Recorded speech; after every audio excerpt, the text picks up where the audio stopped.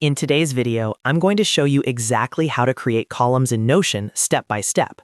Columns are one of the most powerful layout features in Notion because they let you organize content side by side instead of stacking everything vertically. Whether you're building dashboards, databases, study notes, or project planners, columns can make your pages look cleaner and far more productive. If you find this tutorial helpful, make sure to hit the like button and subscribe to the channel for more easy Notion tutorials like this. All right, let's jump right in. First, open Notion and head to the page where you want to create your columns. To get started cleanly, we're going to create a new database. Click on New Database from your workspace or sidebar. This gives us a structured place to work from and makes it easier to demonstrate how columns behave inside a page. Once the database is created, go ahead and click on New Page. This opens a fresh page where we can fully customize the layout. When the page opens, you'll see several templates, but for this tutorial, click on Empty. This ensures we're starting from a blank page with no preset layout. Now here's where the column magic begins. Click anywhere on the empty page and type /column.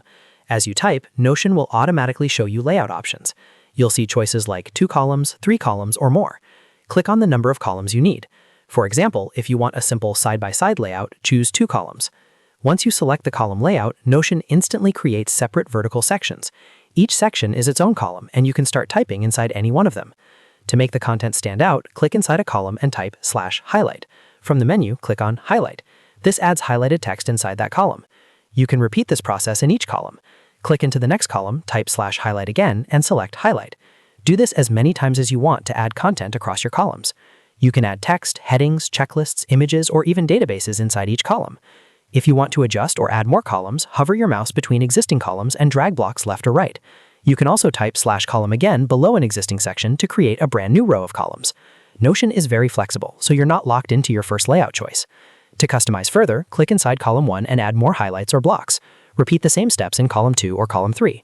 You'll notice that each column stays aligned horizontally, making your page much more visually organized. You can create any number of columns using this method. Just type /column, choose how many columns you want, and start adding content.